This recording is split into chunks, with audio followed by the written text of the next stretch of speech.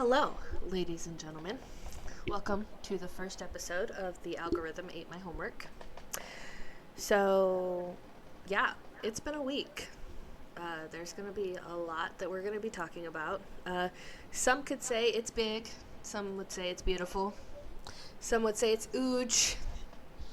So, yeah, let's get started with some introductions. My name is Sam. I am a independent through and through.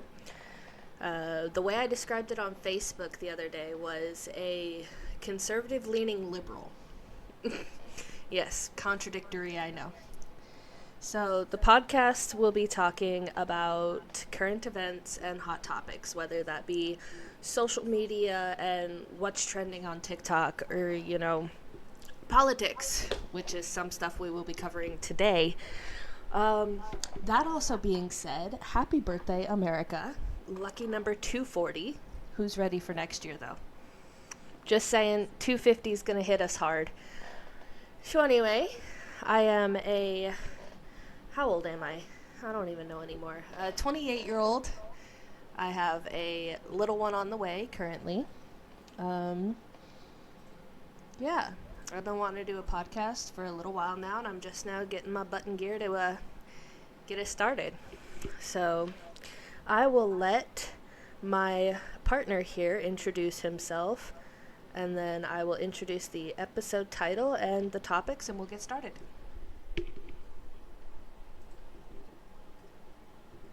Hello, everyone. My microphone's not working on my end. But it's a pleasure to meet you all. Thank you for having me on, Sam. You want to tell us what your name is?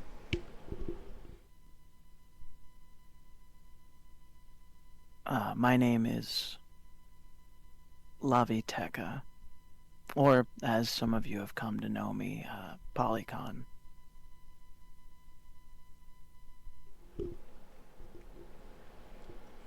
Alrighty.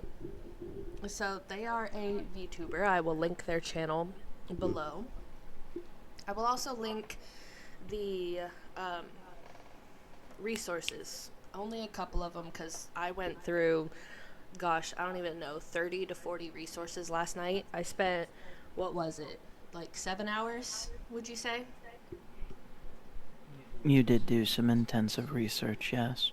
Yeah, it was like 7 hours.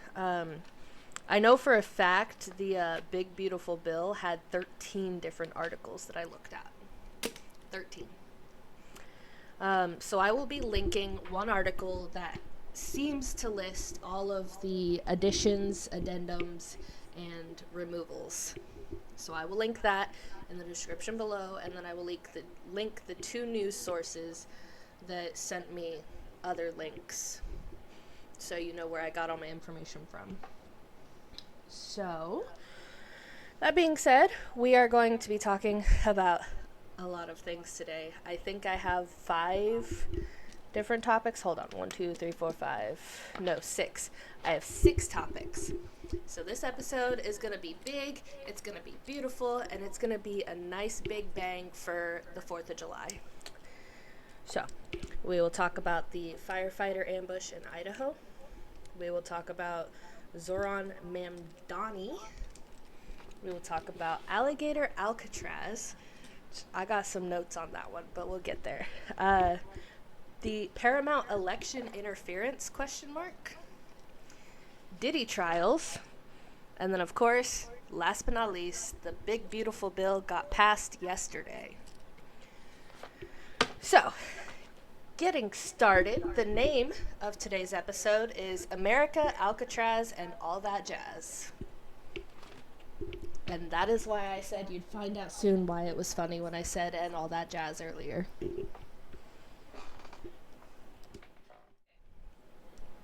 First subject is our firefighter ambush in Idaho that happened on Sunday. So here's what we know, and then we'll talk about the thoughts and feelings on some of the Facebook comments that I had read. So there was a guy, from what I've heard and seen, it's a 20-year-old kid who wanted to be a firefighter and then got denied because he failed the psych evaluation. So he started a fire to lure firefighters out there to respond to it. Shot and killed 2 of them and injured 1 of them. They say that they later found his body, the kid's body, and it appears that he killed himself. So now we're going to talk about our thoughts. I'm going to let Lavi go first. Well, thank you very much. So, Westval Raleigh was the name of the shooter, and the 2 battalion chiefs that are dead are John Morrison and Frank Harwood. The surviving firefighter, the engineer, is Dave Tisdall.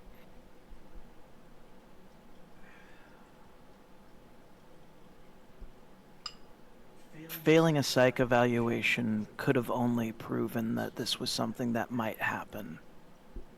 Unfortunately, but predictably. I do think that the events being tied to MAGA supposedly is quite the hilarious correlation. Yeah, when I was looking on the articles on Facebook, and these were articles just honoring the people that lost their lives, right? So, looking through the comments, there was one comment in particular that said, what kind of person would do this? An innocent comment, you know, the post isn't political, the comment wasn't political, there was no politics involved in it whatsoever. A lot of the people responding to that comment were saying, this is MAGA supporter behavior, MAGA didn't get what they want, so they kill people. I would like to point out who attempted to assassinate the president twice. Who? Because it certainly wasn't MAGA, first of all. Second of all, if you even slightly understand what MAGA stands for, like their beliefs, not just, you know, make America great again, but their beliefs, they would not tolerate this bullshit. They do not tolerate disrespecting military, cops, firefighters, EMT, none of it. So the fact that all these people are saying, oh, this is MAGA behavior, MAGA this, MAGA that, fuck you, fuck off, and go learn some respect or get the fuck out of my country.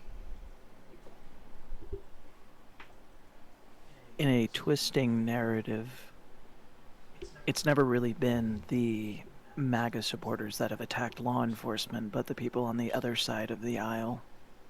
9 times out of 10, they're going to be the ones who are disgruntled. So, the fact that it can be brought into attention that MAGA could even have a sliver of involvement is just once again hilariously outlandish. Yeah. Who wants to defund the police, MAGA or the other side of the political aisle? Right, and who wants to cut military spending? Because last I checked, that bill that we're going to talk about at the end of this increases military funding. And just to be very clear, there is no evidence that links Raleigh to any political ideology or MAGA beliefs. There's no manifesto, no known affiliation, and no extremist messaging tied to his act. It just seems like a disgruntled person who didn't get what they wanted, so they killed officials in higher places that stopped them from getting what they wanted. Exactly. That's what made me so mad about them bringing politics into it in the first place. Because the post and what happened was not political. It was not political whatsoever. It was a stupid child who didn't get what they wanted and took it out on everyone else and then was a coward and killed himself afterwards.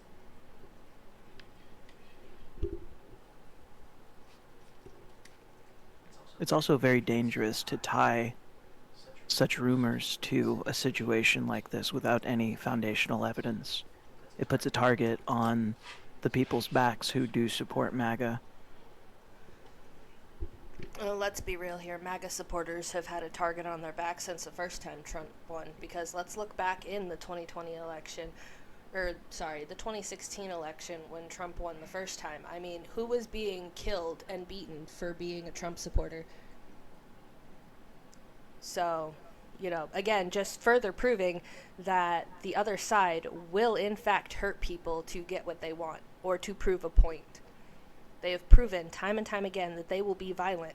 You know, bringing up the LA riots and all that stuff. You know, who was burning down police buildings when they were doing all the other riots because of all the other stupid shit that was going on during COVID? Like, it definitely was not MAGA.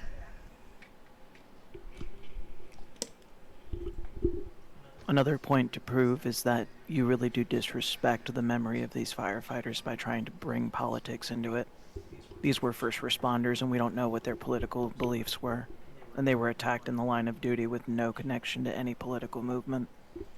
Facts. But let's also talk about the fact that firefighters are unarmed 100% of the time. They had no way to protect themselves. I don't know if you've ever been sprayed by one of those hoses on that truck. I mean, that can blast right through you if you're not careful. I'm sure it can, but when I say unarmed, I mean firearms. I mean firepower, ability to shoot back. And don't get me wrong, in Idaho, I'm certain some of those firefighters do carry, but, you know, when you go out on a fire call, you already have so much equipment. It's not going to matter if you can get to it or not.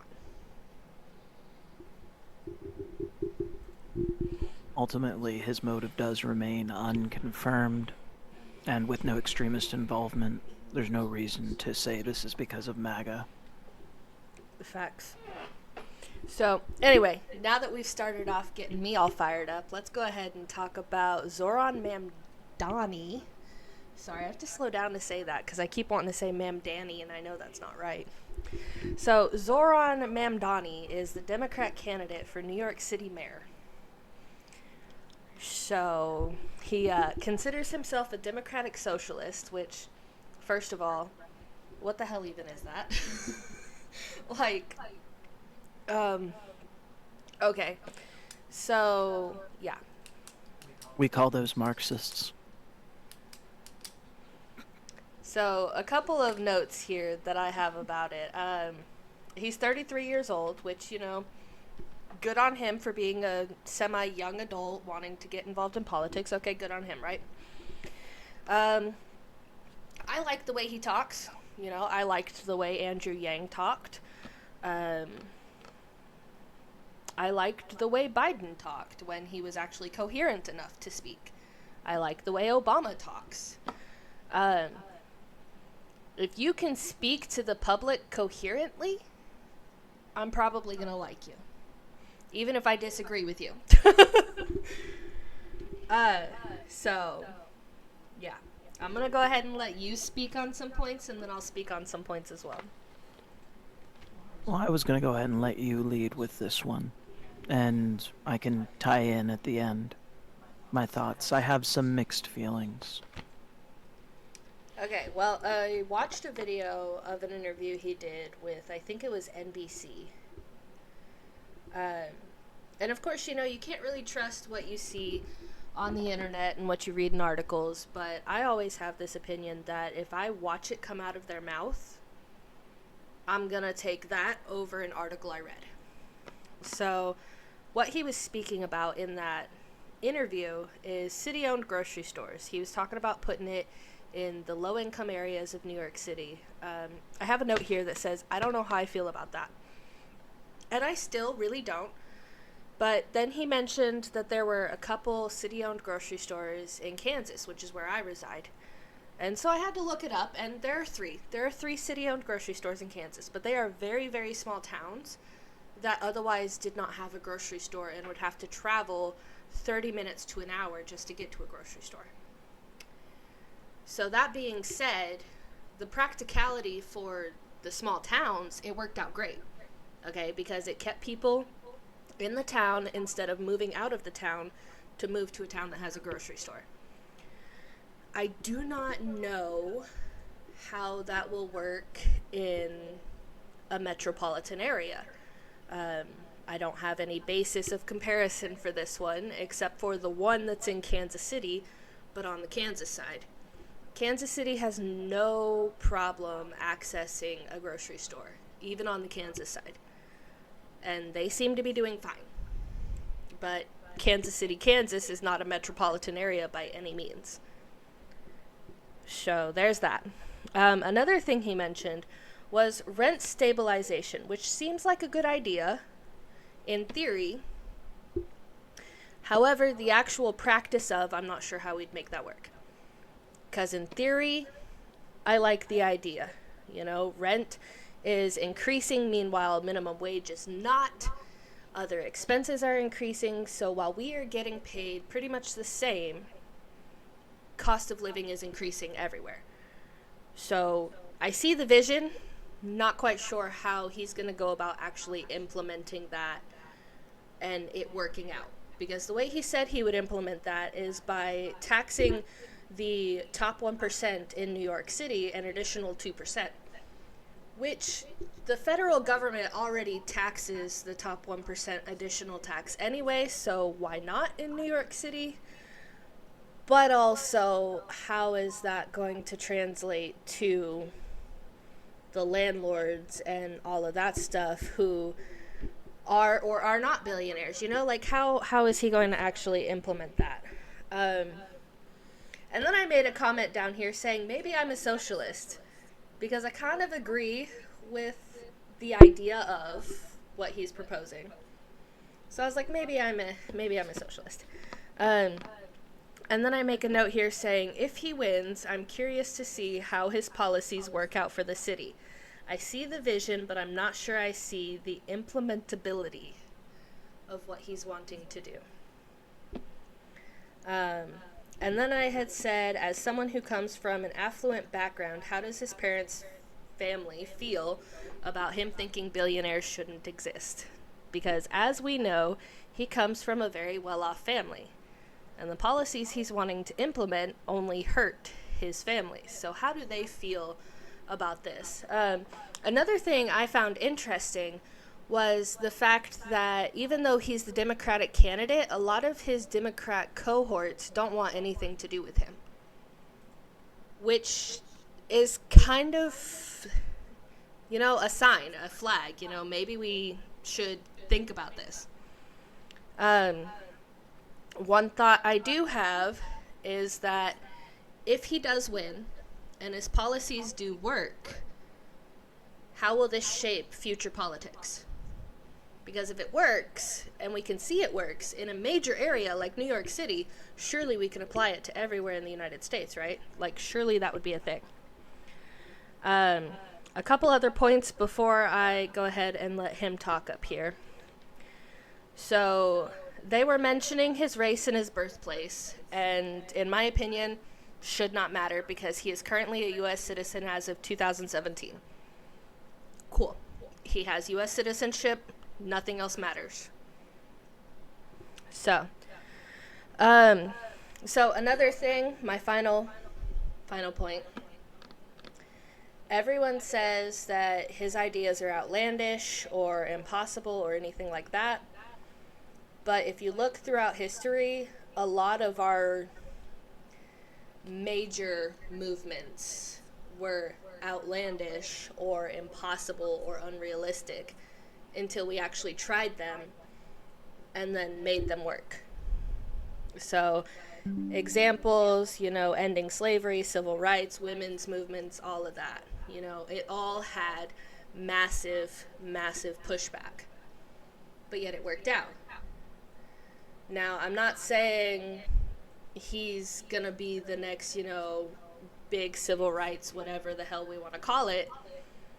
I am saying that it might not be such a bad idea to just try it, and if it fails, then, you know, we learn from it, and if it doesn't fail, then we learn from it. So, those are my thoughts on it. I'm gonna let him talk now.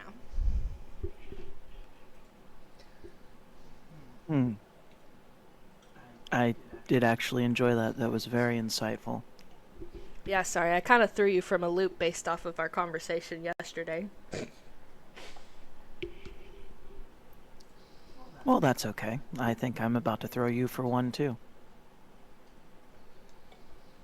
Ma'am Danny's ideas are definitely influential, complex, but also sometimes controversial. However, there are goods and bads to what he is trying to do. Firstly being his structural insight into power and oppression. He believes that oppression isn't just about individual bad actors or behaviors, it's about the system itself. He believes that colonial governments used indirect rule to entrench ethnic divisions which persist after independence. He's not wrong. There are a lot of areas where this has actually been proven. He wants to expose the hypocrisy of not just the Western front, but also of any imperialistic ideals. He supports the authoritarian regimes and sharply critiques how Western powers do or don't support them as well. He challenges the mainstream narrative that simply complex global conflicts holding power nations accountable. His intellectual bridge between Africa and global academy is also very good. It's a huge deal for decolonizing knowledge and breaking Eurocentric academic dominance. The parts that are harder to understand are his overemphasis on structure, which can downplay personal responsibility. The language can be dense and elitist when he uses it. It's easy to understand him for someone that knows what he's talking about, but for other people, it can be kind of hard to keep up. And the political ambiguity and lack of concrete solutions, meaning he wants to diagnose problems, but he's very vague on the practical solutions, or how those solutions will work. In truth, the strengths are that he has a brilliant analysis of colonial legacies, holds powerful nations accountable, centers African and global South perspectives, and critiques both capitalism and authoritarianism, which is very rare, and possibly the reason why Dems don't support him. Sometimes he's too abstract or theoretical, though. He can seem to excuse bad behavior by oppressed actors and doesn't always offer clear solutions for people that have a lack of understanding, and risks being seen as ideologically slippery, even though I haven't seen that myself yet. If I can move on to talking about the rent situation, if that's okay with you. Yeah, let me just address one thing real quick. So, you had mentioned, I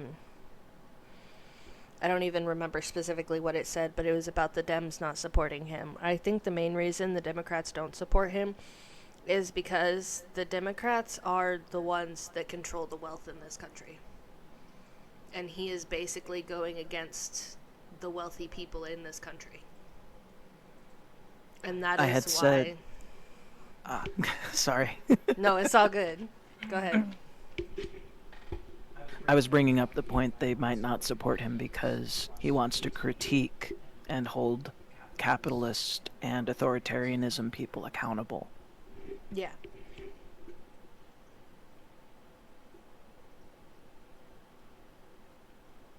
Which, I mean, not to be biased, but you can probably name me one or two Democrats that actually want to be held accountable. Right.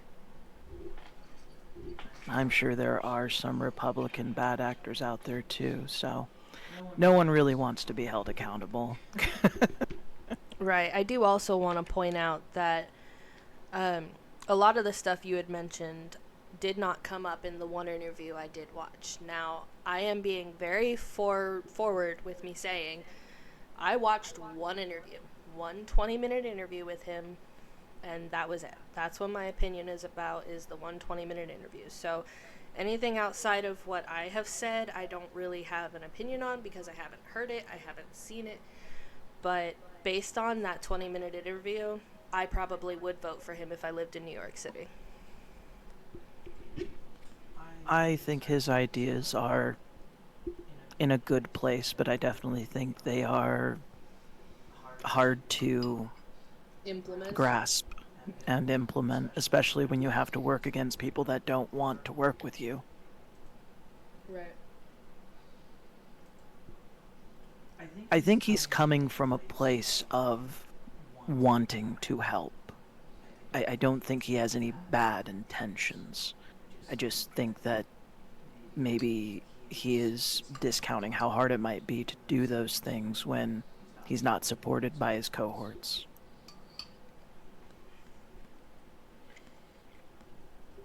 Right. Well, not only that, but he may be a little rose-colored glasses to how hard it is to want to give up extra money to help the lower people because, he was raised in money. He hasn't really had to work hard for that money. So a lot of the people working against him are the ones who have worked hard for their money, and they're like, no, why would I give my money to someone who's not putting in as much effort as me? Now, moving on to the rent issues, I don't know if this came up in that interview you watched, but his actual words were that he's accused landlords of greed, particularly during and after COVID-19. I don't know if we're allowed to say that. Yeah, no, I don't care. This is a thoughts and opinions piece. We have free speech in this country. I'm going to use it. Well, specifically the things he went over were good cause eviction. He wants to stop unjustified rent hikes and evictions. He wants to deal with rent cancellation, and he wants greater regulation on the rental market. Now, I want to go into deeper detail about this whole thing about the rent going up during COVID, because for some landlords there is definitely greed involved, but for others there is mere survival and not just greed. It had to do with a mix of economics and policy. But What is next is our lovely little Everglades. We like our alligator Alcatraz, and before I even talk about what the heck that is, I'm sure most of you already know what it is, but here's my initial thought before I say anything else. If you have read the book Holes and or watched the movie Holes, this feels just like that. Now we're going to talk about it. So, Alligator Alcatraz is a illegal immigration detention center. It's in Florida, in the Everglades, and there's a lot of mixed feelings on that. Some people are saying it's going to be a massive environmental impact, but they're only taking up the space that an airport already was at. And I can tell you an airport has more environmental impact than a detention center. So I'm a little confused why they're worried about the environmental impact, but yet let there be an airport there in the first place. So the other thing is that the song Old Red by Blake Shelton, that came up because I'm pretty sure in that song he was in Florida. So just saying, if you don't know that song, go ahead and look it up. I'll probably link it in the description below, as well as the link to the movie Holes, because I'm pretty sure it's free here on YouTube if you have a subscription. So this immigration facility, people are outraged and acting like this is the first detention facility that has ever been built in the United States. I regret to inform you, but this is the newest, not the first. I believe there is one in Illinois, actually. I watched a documentary about it a while back. I could be wrong on that, so please, if you know, correct me in the comments below. But this is definitely not the first. So the irony of the name is the fact that there are alligators all over the Everglades. You know, there is a bunch of wildlife that can in fact kill you. So the idea is that they will either be too afraid to escape, or if they do escape, well, you know what happens from there. If they do escape and they're lucky enough to get past the alligators and the quicksand beds, I'm going to be quoting that song this whole section. um, then I guess they can go free, right? That's kind of where they're thinking with this alligator Alcatraz thing. But if they don't get past that, then they're pretty much okay with them dying. And I mean, I understand them, like, it's being bad for them being okay with them dying if they try to escape, but also it's supposed to be a massive deterrent. If you are crazy enough to try it, then you get what you deserve, is essentially what they're saying. And this is why it's compared to holes, because in holes, they're in the desert, you know? And so they say if you're crazy enough to escape and you can get past the scorpions and the desert heat, you're free to go. That is literally what is happening in Florida with the alligator Alcatraz. So, another thing we're talking about is there were a few articles that called it tents and trailers, but when I saw a video walkthrough with the president, it was a regular detention facility, you know, like a jail-like detention facility. But then I see pictures of the trailers.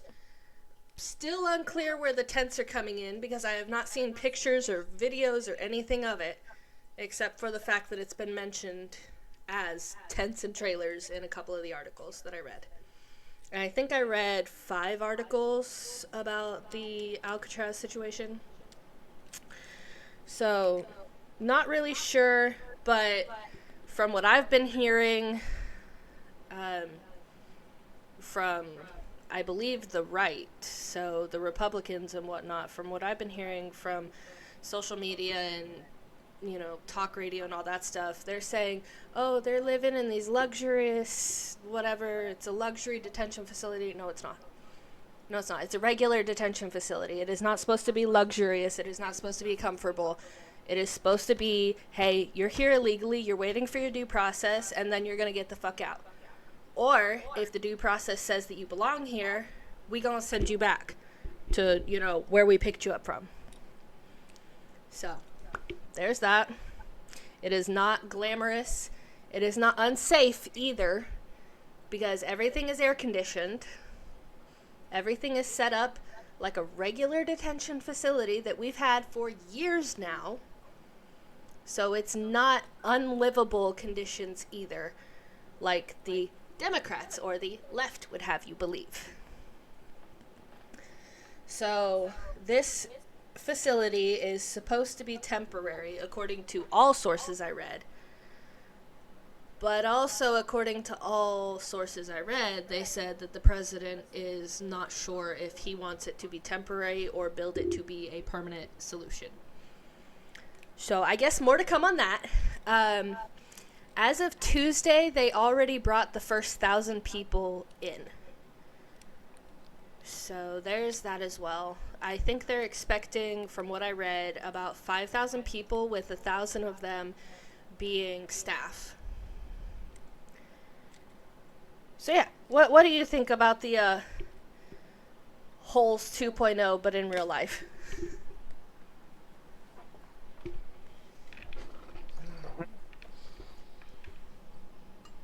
I gotta be honest. I really, really like it. It's a like with good reason. If I can just have your ear for a moment. First and foremost, this costed next to nothing to assemble. It did cost a little bit of money, but not very much, and it was assembled in 8 days, which is profoundly amazing. It has the initial capacity right now for 3,000 to 5,000 people, being the beds, the amount of beds that are there. And it makes a quick, cost-effective alternative to the traditional ICE detention centers, which right now are overcrowded like sardine cans, which is why this whole thing was made a thing. So that way you don't have people literally on top of people. We have heard news reports and recordings and people saying that when they were accidentally detained before they were let go, how inhumane the all-togetherness was of the ICE detention centers currently before this. So if anything, it's making things a little more humane and giving people an actual place to be instead of being stockpiled together. And it being in the middle of the swamplands with alligators and snakes and difficult terrain, and it just lowers the need for guards and fencing. It's a natural barrier. If you can escape, you belong here. Um, and if you can't, well, you didn't have a big enough knife. Rest in peace, Dundee. Now, Pause. another reason I really like this is because it is state controlled. It's not controlled by the slower federal systems. It doesn't rely on it.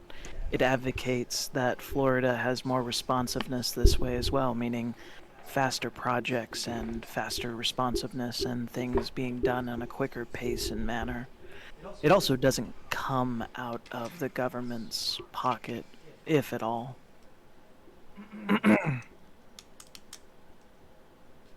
The bads are definitely a thing, though. There are what some would call inhumane conditions: extreme heat, mosquitoes, flooding, and inadequate medical support. That kind of sounds like Wichita sometimes. Well, I'm not Barebone. sure where it says inadequate medical support because in every article I have read, it has said that there will be trained medical and fire staff on facility, like permanently on facility, and they do have a medical section. Also, the extreme heat, but they're in air conditioned buildings, so I'm not really sure why that's an issue either. Well, it's claimed by abcnews.com and WSFA.com.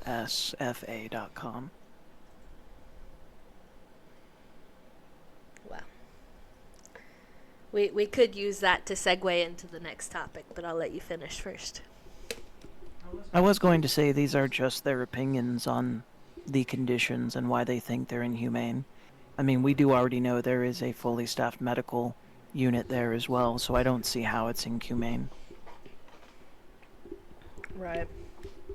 Bringing up medical support definitely doesn't bode well when you have a full unit, like you said: firefighters, medical staff, all of it. Right.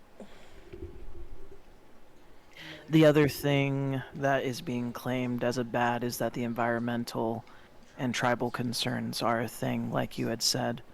The site is within a sensitive Everglade ecosystem and near native tribal lands, prompting possible lawsuits over environmental damage and sacred land disruption.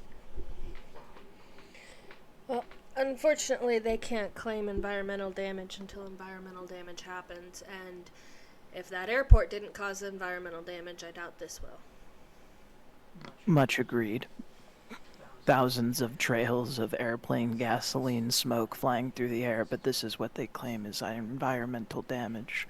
Right. Now, it being close to tribal land, you know I have Native American roots, so I could understand that they would treat the Everglades as sacred land because, I mean, it kind of is, but, you know. And even on the environmental front, I understand the need to protect it because it's one of the few places that is protected in this country. Um, but still, using a facility that was already there and is just taking up space at this point is not going to change its effect on the environment. Yes, the runway was never ripped up. It was never repurposed back into an environmental space. It's not protected by anything. The other people saying that there are bad concerns about it is the Washington Post. They're calling it a political spectacle, saying it dehumanizes immigrants and seems like a concentration camp or a dystopian gimmick, And with branded merchandise and political stunts echoing Alcatraz prison themes, which I find to be quite hilarious because Alcatraz is definitely a place that was shut down for very good reasons in terms of its treatment of its prisoners. right, there's one article that did quote Trump saying that he hopes to reopen Alcatraz, and I'm like, oh, okay. Don't reopen don't reopen Arkham Asylum. I mean Alcatraz. Don't do that. I enjoy sailing on the boats from piers in San Francisco to see that island. Although I would say it would be nice to walk across it one of these days. The last piece of negative You mean news about Azkaban? this. Azkaban. Yes, we'll find Harry Potter there and everyone. Um, One last negative piece that people are talking about in the AP news. I don't know what that is. Never heard of that. Associated Press. You've heard them. You just haven't actually. Uh, I've never seen it called AP news, but yes, I know the Associated Press. Yeah. Um, they're worried about limited oversight and transparency, saying that since it was built under emergency powers, the center avoided normal public input processes. Lawmakers have voiced concerns over it and the lack of legislative review and transparency. Which I mean, it just means that it was built faster than it would have been built had it gone through those slow federal processes. Yes. In the meantime, in which those immigrants that have been rounded up, who are in line for deportation, would be in another facility that they have, I believe in Jacksonville, which is overrun, overpopulated, and underfunded. So I'm not sure which is more humane here: get those prisoners out of the other facility and put them in this one, or do what the Democrats want us to do and just send them to the facility that's overpopulated. Oh, I mean, they have never seen a sardine can before and how full it can get, so I'm assuming they think that the lack of space is just an over-exaggeration. And see, what's bad about all of this is everyone is up in arms about this, acting like this is the first detention center. It's not. We've had detention centers in this country for years. I'm not going to say how many years because I don't know for a fact how many years, but I know since I've been alive, there have been detention centers. So I'm not sure why people are acting like this is big news, like this is a new thing, this is a new concept. Oh, Trump is the devil, and he's just being a horrible person, but yet he literally is just doing the exact same thing that presidents before him have done. Well, at least he's not being like Obama and locking children in cages. Yeah, well, we can talk about that one later because I don't have any information on that, so. Anyway, weighing it all down, the benefits of this are the rapid deployment for detention overflow, which helps those other detainees in sardine cans. It's cost efficient and it has natural deterrence, meaning less money out of taxpayers' pockets and out of the government's pocket. It's state-led and expedited control means that things can get done faster and on a more speed line pace, and it relieves federal detention strain. So, once again, it frees up that much needed space. The downsides that people are talking about are possible human rights and humane treatment concerns, the risk of environmental degradation, your tornadoes and things like that. Or, I guess in that case, what is it? They get Hurricanes. hurricanes, yes. Risk of environmental degradation because of the hurricanes and things like that. They believe it is politically charged and a spectacle and not actually going to help. And they believe it was built without transparency or public process, which would have made the process take longer because we have the transparency now that we are seeing it. Yeah, I mean, facts on the public process because they are doing it through emergency sources.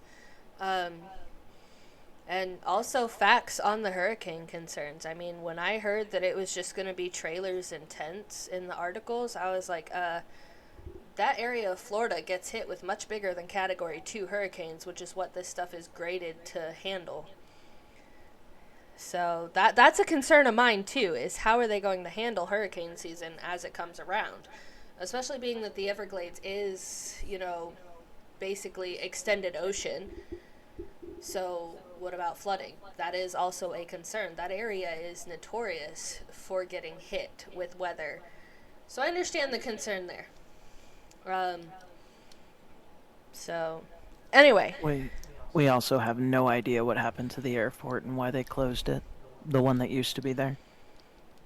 I did read a brief article about it, but I only skimmed it, so I didn't like hard read it. But something about how the environmentalists were upset that it was causing damage, so they shut it down.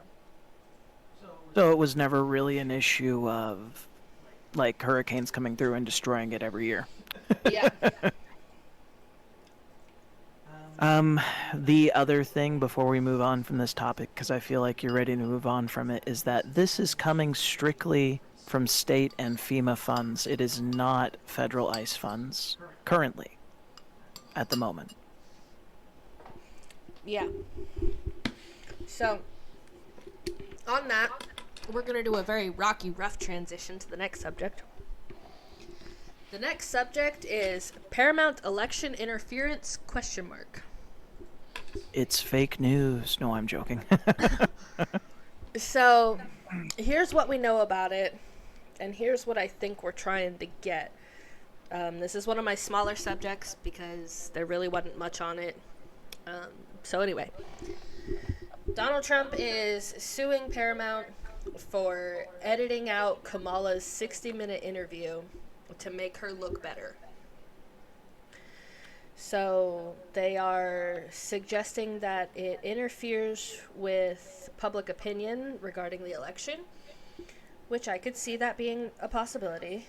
But I think the main aspect that this election interference ? Thing is more about the media reporting on political elections equally and fairly. So, how we have Fox News for the Republicans and every Democrat's like, you need to stop watching Fox News, blah, blah, blah, Fox Entertainment, okay? Same can be said for ABC Entertainment or CNN Entertainment. Like, at this point, all news sources are just entertainment because ethical journalism does not exist anymore. And I think that is the point of Paramount getting sued. They have since released the transcripts, the unedited footage, the transcripts, all of it, of the article, or not the article, the video of the 60-minute episode. And if you don't know 60 Minutes, the show, it literally, they talk and interview with people and go over hot topics or whatever. It's basically like this, but on TV. So, the idea behind the lawsuit is essentially making sure that all media is upfront about who they interviewed and not hiding certain specific things that was said because it doesn't make them look so good. It's about making sure that regardless of candidate,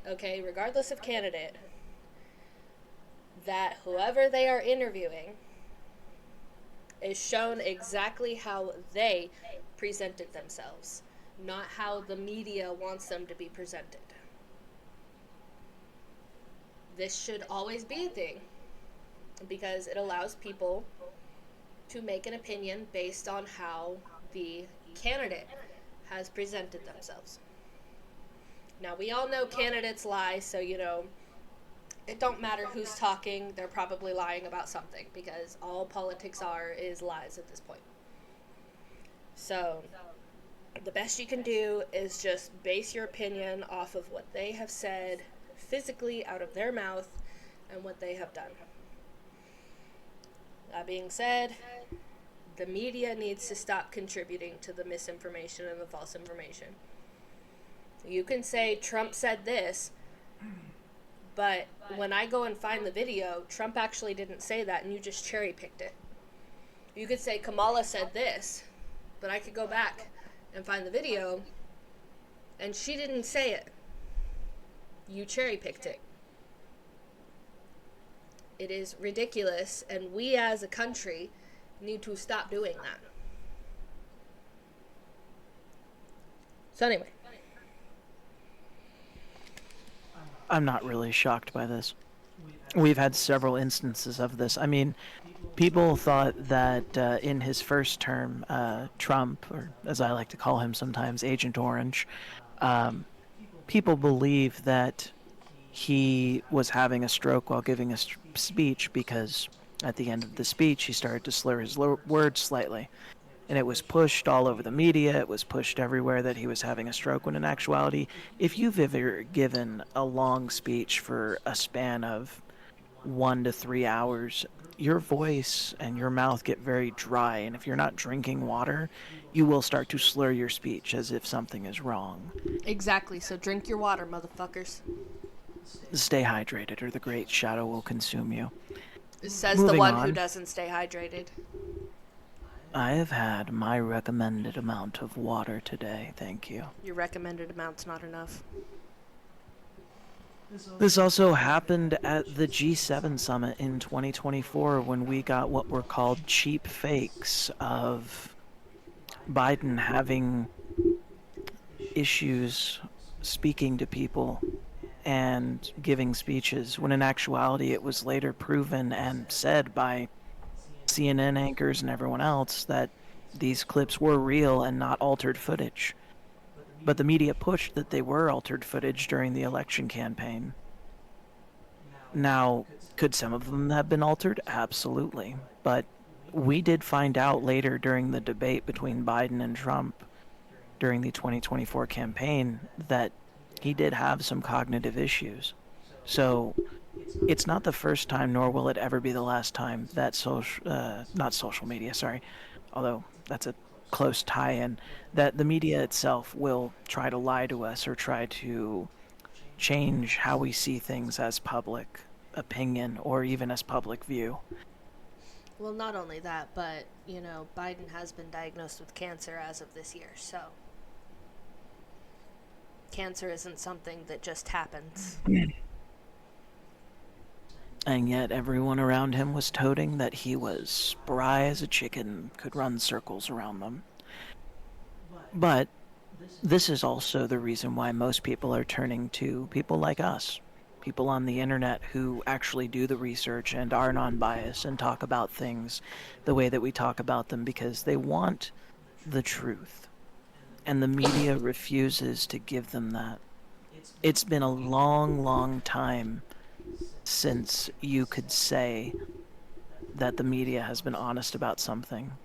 Well, exactly. That's why there's so many podcasts and social media people. Just to name a few, you've got Under the Desk News, who, while is biased, and you know her biased, or they're biased, my bad, still, for the most part, reports as honestly as possible.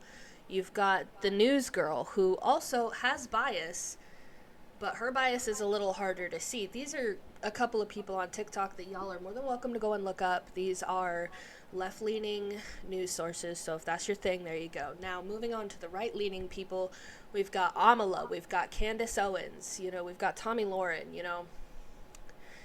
They all... Tommy Lauren doesn't really report, more so as she does thoughts and opinions. But Candace Owens and Amala, both of them are reportive and not just opinion based, and they are right-leaning people. So just a couple. The ones I mentioned for the right are on YouTube. The other ones, well, they're also on TikTok too, but the other ones I mentioned for the left, they're on TikTok and YouTube, so you are welcome to look up either one of them. I do watch all of them because while they are biased, they still have non-biased when they speak sometimes. Plus, when you're trying to be unbiased like we are, as much as possible, of course, we do still have our bias in specific subjects, you want to look at both sides of the news. You don't want to just be like, oh yeah, we're just going to look at Fox News, or we're just going to take ABC at their word, or, whatever. You want to look at all of it. One thing I've always said, especially in middle school and high school, if everybody is saying the same thing and there is not a single difference in what they're saying, it's probably true. So, because when rumors happen and when lies happen, the story doesn't stay the same. The story's not consistent. But if the story is consistent across all platforms, you could probably bet that that's the truth. So, social media, that's why so many of us independent reporters and podcasts have come out, is because our news likes to use AI and editing and just clipping and cherry picking things to cause more segregation between us. You know, it's always the left versus the right, the white versus black, the immigrants versus the citizens. I mean, like, constantly, no matter what you are doing, it is always someone versus somebody when it needs to be us versus them. They are the problem, and we, as the United States, need to fight them. But we're not ready for that conversation yet, so I'll let that one finish and rest for now, and we'll move on. Yes, constantly trying to put us in labeled areas. Oh, you believe this, so you're this, or oh, your views are more of this, so you're this. The fact is, you're always going to be biased in some way, shape, or form. To say that you are truly down the center is you being blind to yourself. You do have biases, you just might not notice them. That being said, it is that exact thinking that separates us from the mainstream media. That's It why. is the it is the ability to be ourselves and not have sponsors or people that decide how much we get paid or how long we stay in an organization, because we are truly independent. Or what we get to say. We exactly what we get to say as well. We answer to nobody but ourselves and our research. And doing that keeps us very, very centered, but also able to have our biases. And it's more healthy than just saying these people are wrong and these people are right. Right. See, the issue is, and this is why I said I am a conservative leaning Republican, or goodness gracious, why I said I'm a conservative leaning liberal. They don't want us to have free thought.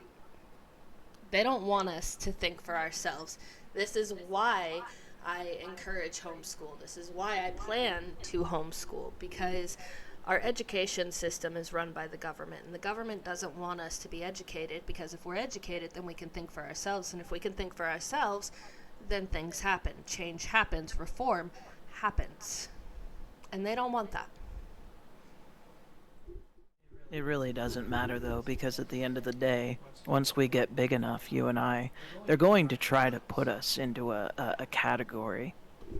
They're going to take what we say and be like, oh, well, they're this or they're that, even though we have, once again, exclusively said we are center with biases. It's okay, I've already made the joke with my mom about how they're going to be confused about what side I'm on, because on one instance, I'm very much Republican leaning. But in the very next topic, I was very Democrat leaning. So they're going to be so confused on where I stand. There's already someone like you, kind of, named Shoe on Head. So you would be in the category with her. They call her a rightist impersonating a leftist. Like I said, I am a conservative leaning liberal. I want change, but I still have some of my conservative values. See, this is me in a nutshell, okay?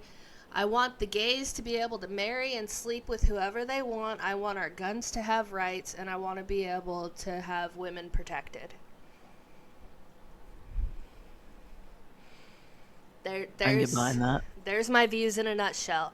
Women have equal rights, gays have equal rights, and guns should also be protected. Guns should not be taken away. That is a part of our Bill of Rights. That is a part of our Second Amendment. But also, gays should be able to marry whoever the hell they want without persecution.